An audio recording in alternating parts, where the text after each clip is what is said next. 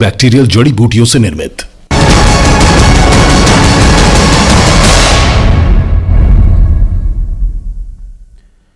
नमस्कार, city eight 9 देख रहे हैं आप। मैं हूं आशीष त्रिपाठी। आपके साथ शुरुआत करेंगे खरगोन से आ रही बड़ी खबर से, जहां तेज रफ्तार कार का कहर देखने को मिला और दो कारों की जबरदस्त टक्कर हो गई। आपको बता दें कि इस हादसे में दो लोगों की दुर्भाग्यपूर्ण तरीके से मौत हो गई, जबकि 5 लोग इसमें घायल बताए जा रहे हैं। घायलों को अस्पताल में एडमिट करवाया गया है इलाज के लिए और सूचना मिलने के बाद मौके पर पहुंची पुलिस आगे की कार्रवाई में जुट गई है। आपको बता दें कि ये जो पूरा घटनाक्रम है, बताया जा रहा है कि तेज रफ्तार होने की वजह से हुआ है। बहरहाल मौके पर क्या स्थिति थी इस हादसे के बाद की तस्वीर हम आपको दिखा रहे हैं। ये देखिए किस तरह से कार पलटी हुई है और एक एसयूवी कार से टकराई ये कार और दोनों के परखच्चे उड़ गए। और ये देखिए एक जो एसयूवी कार है उस कार पर पीला यानी टैक्सी नंबर है और कार पर एसडीएम लिखा हुआ है।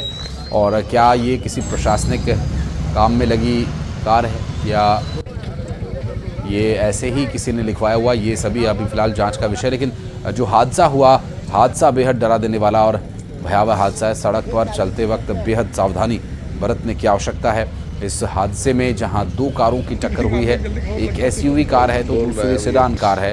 ये तेज़ रफ्तार कार आपस में टकराई और दुर्घटनाग्रस्त हुई। आपको बता दें कि ये पूरा जो घटनाक्रम है खरगोन से सामने आया, जहां इस भीषण हादसे में 2 लोगों की जान चली गई।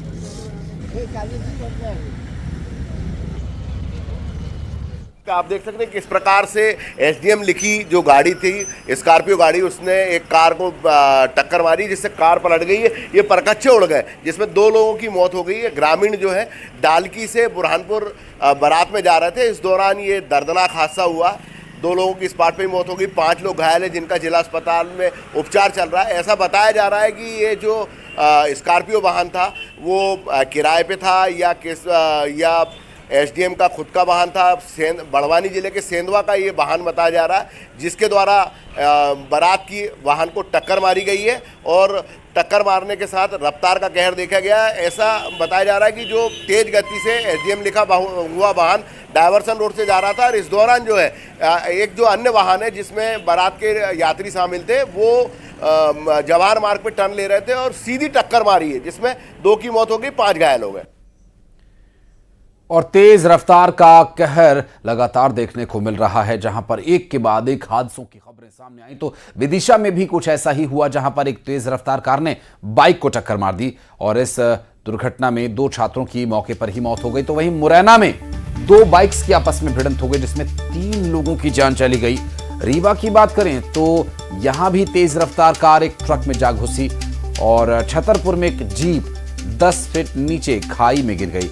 4 तस्वीरें इन हादसों से जुड़ी हुई आपको दिखा रहे हैं और इसलिए ताकि आप सड़क पर संभल कर चले। और खबर मुरैना से, जहां तेज रफ्तार 2 बाइक्स की भिड़ंत हो गई। दुर्घटना में 3 लोगों की जान चली गई। आपको बता दें कि 2 अन्य लोग गंभीर रूप से घायल बताए जा रहे हैं। घायल सबलगढ़ से जिला अस्पताल रेफर किए गए हैं और सबलगढ़ थाना क्षेत्र के पीपल चौकी का यह पूरा मामला बताया जा रहा है। 2 बाइक्स की हुई आपस में टक्कर, जिसकी वजह से 3 लोगों की जान चली गई। यह हादसा मुरैना में पेश आया, जहां 2 लोग अभी इसमें गंभीर रूप से घायल भी बताए जा रहे हैं और एक बेहद दुखद हादसा जिसमें 3 लोगों की जान चली गई।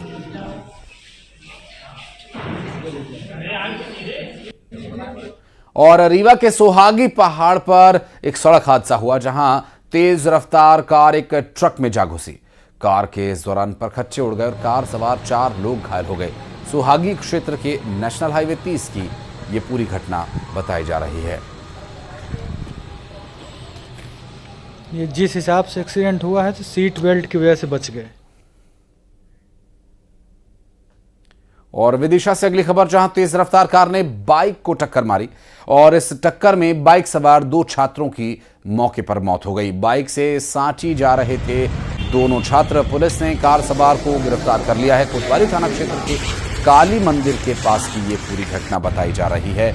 विदिशा से ये पूरा मामला सामने आया, जहां बाइक से सांची जा रहे बाइक सवारों को टक्कर लगी।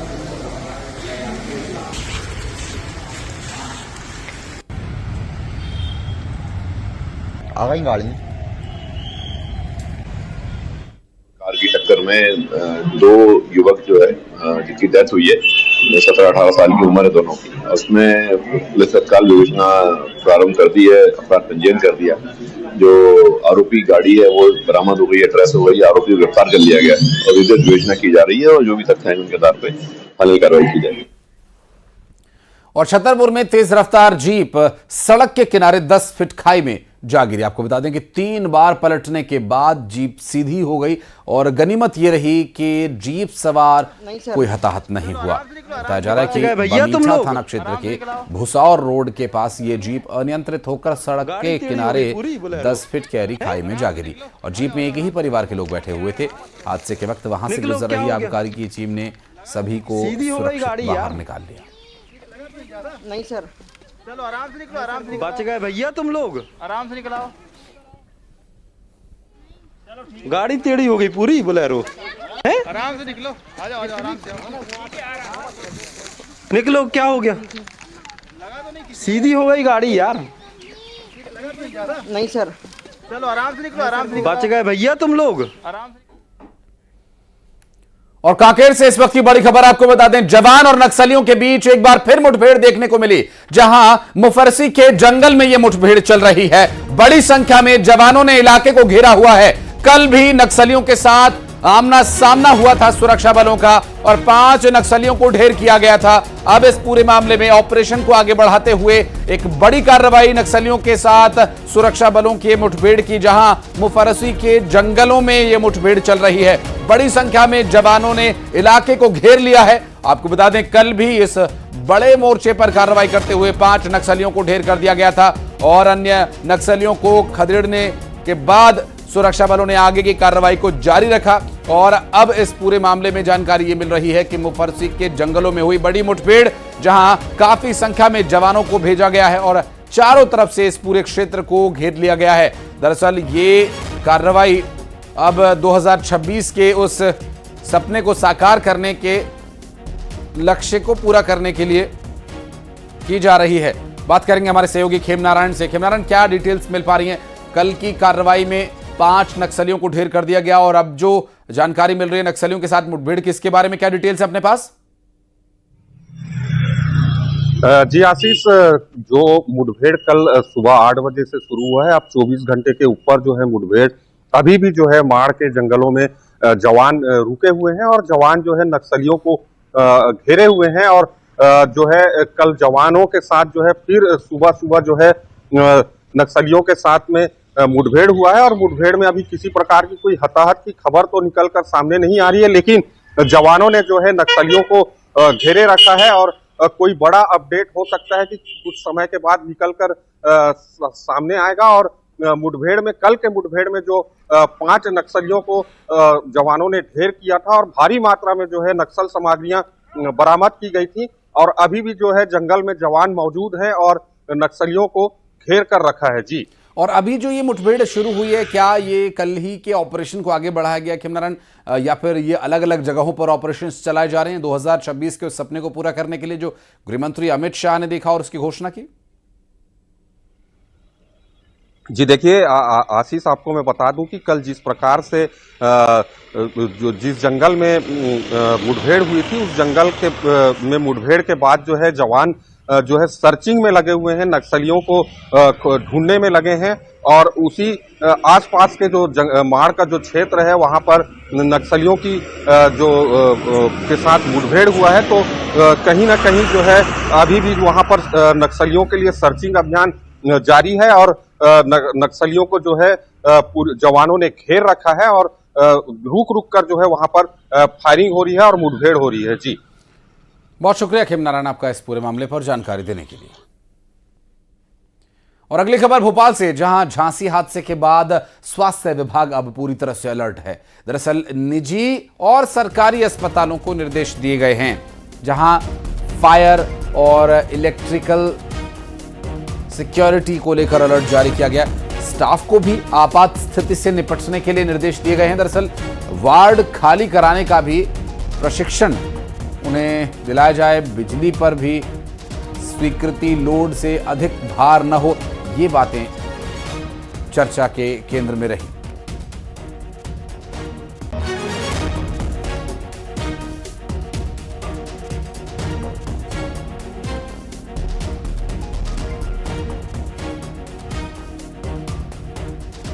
और अब बात करेंगे हमारे सहयोगी शैलेंद्र भदौरिया से। शैलेंद्र, किसी भी सार्वजनिक भवन में जहां आगजनी की आशंका बनी रहती है, फायर एक्सटिंग्विशर और तमाम तरह के इंतजाम रहते हैं, लेकिन इसकी समय समय पर जांच होना और इसका फिल्टर करना बहुत जरूरी है। झांसी वाले दुखद हादसे के बाद मध्य प्रदेश में भी इसको लेकर अलर्टनेस देखी जा रही है।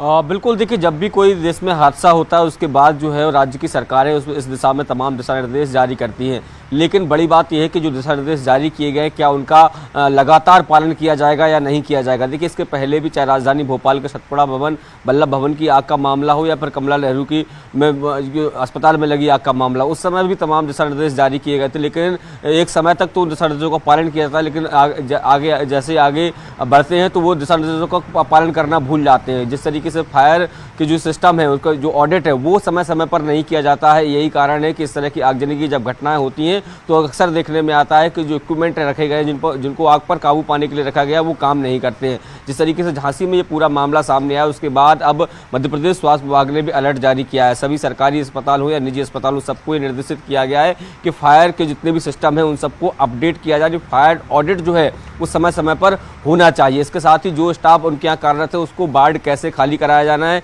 इसको लेकर प्रशिक्षण दिया जाना, और जो फायर एग्जिट है उसको हमेशा ओपन रखने के निर्देश भी दिए गए हैं, क्योंकि कई बार ये होता है कि जब आग लग जाती है उस समय आग इतनी ज़्यादा भड़क चुकी होती है कि फायर जो एग्जिट होता है, इमरजेंसी एग्जिट, उसको ओपन करना भी मुश्किल हो जाता है। तो ऐसे में जो इमरजेंसी एग्जिट है उसको ओपन करने के लिए निर्देशित किया गया है। और देखिए, अधिकांश जो आगजनी की घटना है उसमें सामने आता है कभी एसी में ब्लास्ट होता है, कभी पंखे में के तार से कभी आग लग जाती है, तो कभी गीजर फट जाता है। तो ऐसे में ये साफ तौर पर निर्देशित किया गया है कि आपके हॉस्पिटल में जितना भार आपने ले रखा है केवल उतने ही उपकरण आप चलाएं, और यदि उससे अधिक भार आप लोड दे रहे हैं तो आप लोड बढ़वा लीजिए, क्योंकि अधिकांश घटनाक्रम जो है वो शॉर्ट सर्किट की वजह से होते हैं। तो तमाम जो दिशा निर्देश हैं वो मध्य प्रदेश की सरकार की तरफ से निजी अस्पतालों और सरकारी अस्पतालों को दिए गए हैं। अब देखना होगा कि क्या इन नियमों का पूरी तरीके से पालन किया जाएगा या नहीं। हालांकि इसमें साफ तौर पर यह कहा गया है कि इन नियमों का पालन कराने की जिम्मेदारी जो है वो संबंधित जो अस्पताल है उसको जो मुखिया है, जो प्रभारी है, उनको ही ये पूरी जिम्मेदारी दी गई है कि वहाँ पर ये रखें। और यदि इन नियमों का पालन नहीं होता और किसी तरह की कोई घटना होती है तो सीधे तौर पर उसे ही जिम्मेदार माना जाएगा। जी, स्वाभाविक रूप से। शैलेंद्र, बहुत बहुत शुक्रिया आपका इस पूरे मामले पर जानकारी देने के लिए। और भोपाल से एक और बड़ी खबर आपको बता दें, माधवराव सिंधिया की प्रतिमा के अपमान के मामले पर अब कार्रवाई की जा रही है। मुख्यमंत्री डॉक्टर मोहन यादव ने निर्देश दिया और बड़ा एक्शन लिया गया। दरअसल निर्माण एजेंसी के 2 सीनियर इंजीनियर्स को निलंबित किया गया। NHAI के इंजीनियर सहायक ब्रिज अधिकारी भी निलंबित कर दिए गए हैं। NHAI के सीनियर अधिकारियों को कारण बताओ नोटिस जारी किया गया। दरअसल कटनी बाईपास पर माधवराव सिंधिया की एक प्रतिमा लगी हुई थी, जिसे अपमानजनक तरीके से हटाए जाने का एक वीडियो भी सामने आया है।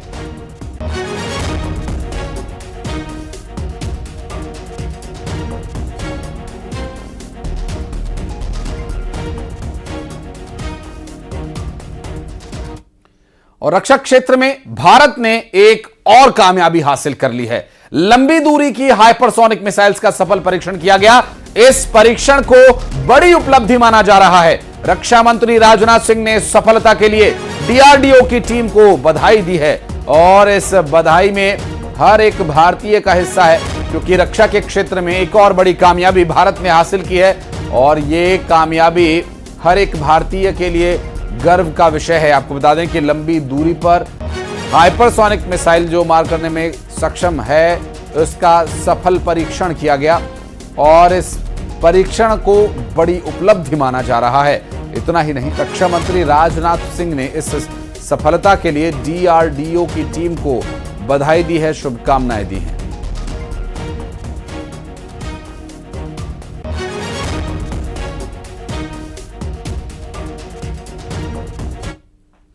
और सियासत में इन दिनों एक नारा चल रहा है, बटेंगे तो कटेंगे। जी हां, ये नारा जिस पर सियासत थमने का नाम नहीं ले रही।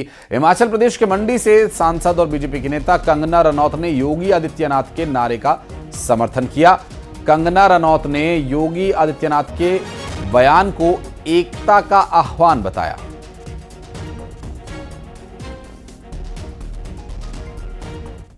बटोगे तो कटोगे, कहीं ना कहीं ये this is a call for unity. एकता ही हमारी शक्ति, हम बचपन से पढ़ते आ रहे हैं, हम छोटे छोटे क्लासेस में हमें समझाया जाता है कि एकता ही हमारी शक्ति है।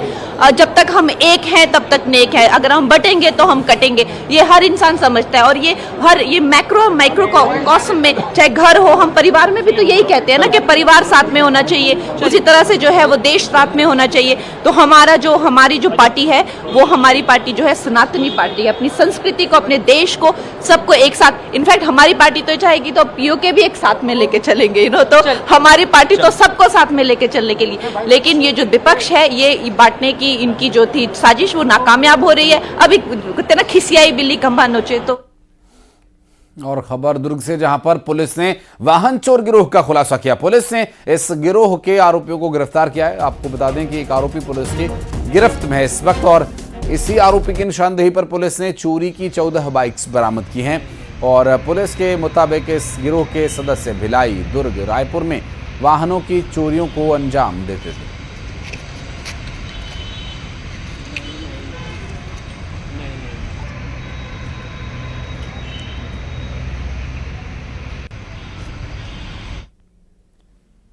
और भोपाल में नशे के खिलाफ अब ताबड़तोड़ कार्रवाई की जा रही है, और सिर्फ भोपाल ही नहीं बल्कि पूरे प्रदेश में ये एक्शन लिया जा रहा है। प्रदेश में 150 से ज्यादा जगहों पर यह कार्रवाई की गई, जिसमें खुद मुख्यमंत्री डॉक्टर मोहन यादव का निर्देश है। और इस एक्शन के बाद अब खरगोन, बड़वानी, धार, देवास में बड़ी कार्रवाई की गई और 952 किलोग्राम से अधिक अवैध और मादक पदार्थों को जब्त किया गया। 126 आरोपियों को गिरफ्तार किया गया।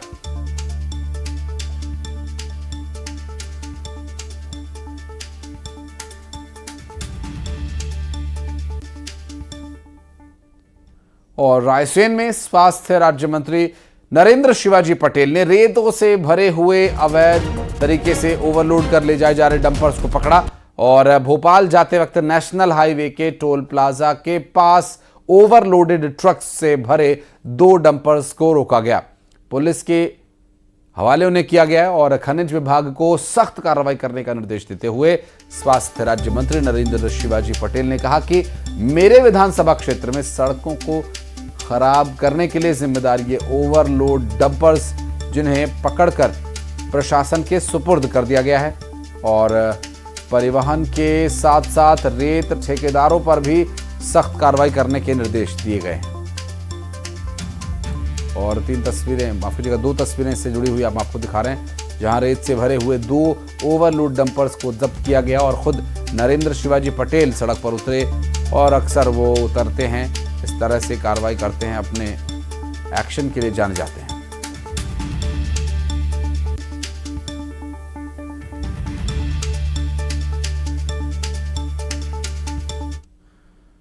और मुरैना में खाद की किल्लत से किसान परेशान है।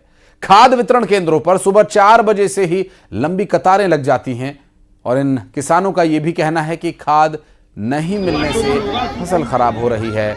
और इतना ही नहीं, खाद विभाग के लिए 1 महीने से ये चुनौती बनी हुई है, और अब देखना ही होगा कि ये जो किसानों के लिए चुनौती बनी हुई है, इसका क्या हाल निकलता है। लाइन में भी लगकर महिलाएं डीएपी नहीं हासिल कर पा रही हैं। आपको बता दें कि कई बार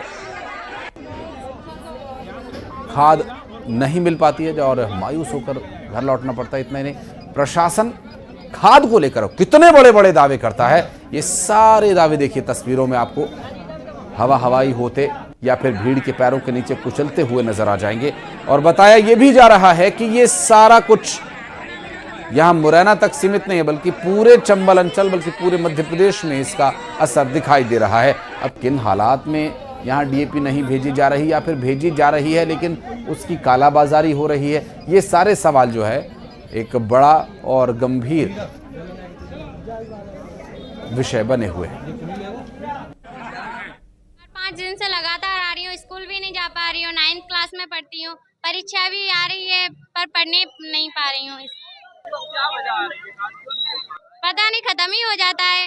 सर 15 दिन से तो लेने में लगे टोकन के लिए, और 8 दिन बाद खाता है, वही खाते नहीं है।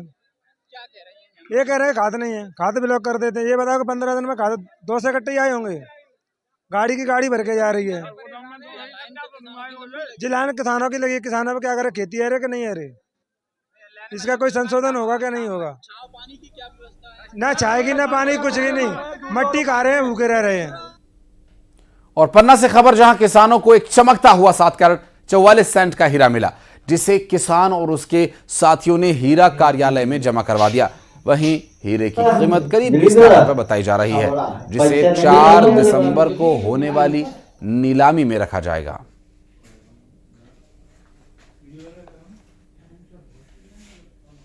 ये 7.44 कैरेट का है। ये जरगापुर निजी भूमि में खदान है। हम 4 पार्टनर हैं। ये इस वर्ष का दूसरा हीरा है हमारा। इससे पहले एक 16 कैरेट का जमा हुआ है, ये दूसरा है। पूर्व में काफ़ी हीरे प्राप्त हुए हैं। अभी बीच में 15 दिन 20 दिन के पूर्व एक 16 कैरेट का हीरा इनका जमा है, और आज इनको 7 कैरेट 44 सेंट का हीरा प्राप्त हुआ है, जो खदान क्षेत्र जरगापुर से है। और खरगोन के महेश्वर में 3 दिवसीय निमाड़ उत्सव चल रहा है। उत्सव के दूसरे दिन प्रदेश के और देश के सांस्कृतिक झलक देखने को मिली। आपको बता दें कि अहिल्या घाट पर गणगौर, निमाड़ी गायन के साथ ही कर्मा बैगा और छाऊ नृत्य की माफ कीजिएगा प्रस्तुति की गई, और उत्सव में भांगड़ा गिद्दा नृत्य भी बड़े आकर्षक तरीके से प्रस्तुत किया गया। महेश्वर में कार्तिक पूर्णिमा के अवसर पर 15 से 17 नवंबर तक ये आयोजन हो रहा है, और इस 3 दिवसीय निमाड़ उत्सव का आयोजन किया गया, और यहाँ उत्सव में लोगों की भारी भीड़ पहुंच रही है।